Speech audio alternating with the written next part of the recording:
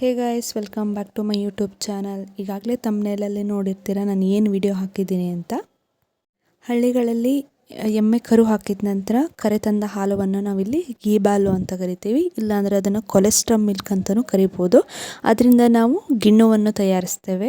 ಈ ಒಂದು ಗಿಣ್ಣು ಹಾಲುವನ್ನು ಸೇವಿಸೋದ್ರಿಂದ ನಮಗೆ ಹೆಲ್ತ್ ಬೆನಿಫಿಟ್ಸ್ ಕೂಡ ಇದೆ. ಇದರಲ್ಲಿ ವಿಟಮಿನ್ ಹಾಗೂ ಪ್ರೋಟೀನ್ ಕಂಟೆಂಟ್ ಇರೋದ್ರಿಂದ ಚಿಕ್ಕ ಮಕ್ಕಳು ಬೆಳವಣಿಗೆಗೆ ತುಂಬ ಯೂಸ್ ಆಗುತ್ತೆ. ಇದರಲ್ಲಿ ರೋಗ ನಿರೋಧಕ ಶಕ್ತಿ ಕೂಡ ಹೆಚ್ಚಾಗುವಂಥ ಕಂಟೆಂಟ್ ಇದೆ. ಇದು ಕೇವಲ ಚಿಕ್ಕ ಮಕ್ಕಳಿಗಷ್ಟೇ ಅಲ್ಲ, ದೊಡ್ಡವರ ಮೂಳೆಗಳ ಬಲಪಡಿಸುವಿಕೆಗೆ ಹಾಗೂ ಜೀರ್ಣಕ್ರಿಯೆಗೆ ತುಂಬ ಯೂಸ್ಫುಲ್ ಆಗಿದೆ. ಸಾಮಾನ್ಯವಾಗಿ ಈ ಹಾಲಿನಲ್ಲಿ ನಾವು 8 ದಿನಗಳ ಕಾಲ ಗಿಣ್ಣುವನ್ನು ಮಾಡ್ಬೋದು. ನಮ್ಮ ಹಳ್ಳಿಗಳಲ್ಲಿ ಗಿಣ್ಣುವನ್ನು ಹೇಗೆ ಮಾಡ್ತೀವಿ ಅಂತ ತೋರಿಸ್ಕೊಡ್ತೀನಿ. ಫಸ್ಟು ನಾನಿಲ್ಲಿ ಒಂದು ಪಾತ್ರೆಯಲ್ಲಿ ಕರೆದಿಟ್ಟಿರುವಂತಹ ಗೀಬಾಲನ್ನ ನೀಟಾಗಿ ಒಂದು ಟೀ ಸೋಸೋದರಲ್ಲಿ ಸೋಸ್ಕೊತಾ ಇದ್ದೀನಿ. ನಾವಿಲ್ಲಿ ಗಿಣ್ಣಕ್ಕೆ ಈ ಥರ ಜೋನಿ ಬೆಲ್ಲವನ್ನೇ ಜಾಸ್ತಿ ಯೂಸ್ ಮಾಡೋದು. ಇಲ್ಲಿ ಅರ್ಧ ಲೀಟ್ರ್ ಹಾಲಿಗೆ 1 ಸೌಟ್ ಪೂರ್ತಿ ಬೆಲ್ಲ ಹಾಕಿದ್ದೀವಿ. ಅಂದರೆ ಇಲ್ಲಿ 2 ಸಲ ಅರ್ಧ ತೊಗೊಂಡು ಹಾಕಿದ್ದೀನಿ. ನೀವು ಬೇಕಾದರೆ ಪೇಟೆಯಲ್ಲೇ ಸಿಗೋವಂಥ ಗಟ್ಟಿ ಬೆಲ್ಲವನ್ನು ಯೂಸ್ ಮಾಡ್ಬೋದು. ಯಾವ ಬೆಲ್ಲ ಹಾಕಿದರೆ ಯಾವ ರೀತಿ ಆಗುತ್ತೆ ಅಂತ ಈ ವಿಡಿಯೋದಲ್ಲಿ ಇದೆ ನೋಡಿ. ಇವಾಗ ಇದನ್ನು ನೀಟಾಗಿ ಬೆಲ್ಲ ಎಲ್ಲ ಕರಗಬೇಕು, ಆ ಥರ ಚೆನ್ನಾಗಿ ಮಿಕ್ಸ್ ಮಾಡ್ಕೊಬೇಕು.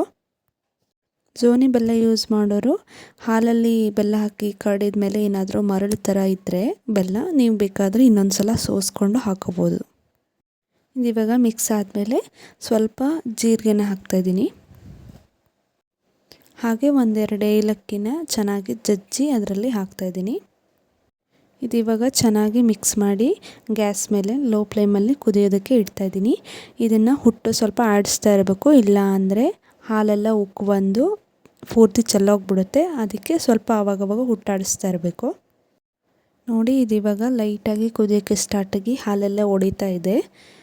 ಹೀಗೆ ಅದನ್ನು ನಿಧಾನವಾಗಿ ಸ್ವಲ್ಪ ಹುಟ್ಟಾಡಿಸ್ತಾ ಇರಬೇಕು, ಇಲ್ಲಾಂದರೆ ಅದರ ಕೆಳಗಡೆ ಎಲ್ಲ ತಳ ಹಿಡಿದ್ಬಿಡುತ್ತೆ. ನೋಡಿ, ಇದು ಗಿಣ್ಣು ಇವಾಗ ಫೈನಲ್ಲಾಗಿ ಹೀಗೆ ಬಂದಿದೆ. ಇನ್ನೊಂದಿನ ಪೇಟೆ ಬೆಲ್ಲದಲ್ಲಿ ಗಿಣ್ಣವನ್ನು ಮಾಡಿದಾಗ ಅದು ಹೀಗೆ ಬಂದಿತ್ತು.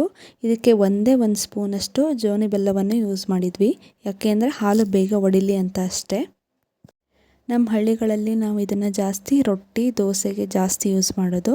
ಈ ವಿಡಿಯೋ ಏನಾದರೂ ಇಷ್ಟ ಆಗಿದ್ದರೆ ಲೈಕ್ ಮಾಡಿ, ಶೇರ್ ಮಾಡಿ, ಸಬ್ಸ್ಕ್ರೈಬ್ ಮಾಡಿ.